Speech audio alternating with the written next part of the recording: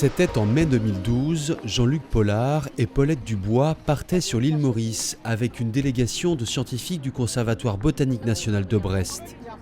Objectif, aller à la rencontre de partenaires locaux dans le cadre d'une opération exceptionnelle, le rapatriement sur l'île d'une trentaine d'espèces végétales éteintes ou menacées de disparition.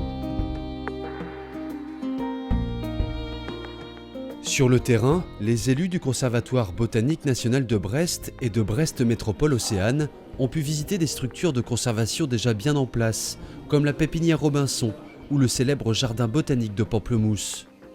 C'est parti un peu des mêmes idées, si j'ai bien compris, que celles qui ont amené à la construction ou à l'édification du jardin de Brest. Et ici, on a donc 80 espèces de palmiers. Je trouve ça extraordinaire.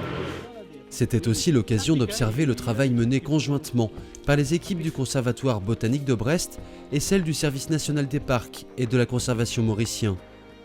J'étais persuadé depuis quelques années qu'il nous fallait prendre en compte la préservation des espèces pour la préservation du patrimoine humain, tout simplement.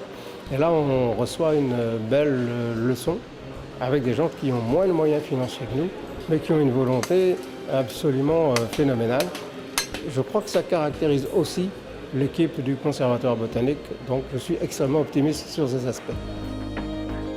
Ce déplacement d'une semaine sur l'île aura été marqué par la signature entre l'État mauricien et le Conservatoire botanique national de Brest du protocole officialisant le programme de réintroduction des plantes menacées ou éteintes sur l'île. On est là dans une très belle aventure scientifique, mais aussi humaine. Ce sont deux éléments qui se retrouvent dans cette aventure qui en font quelque chose d'extrêmement fort.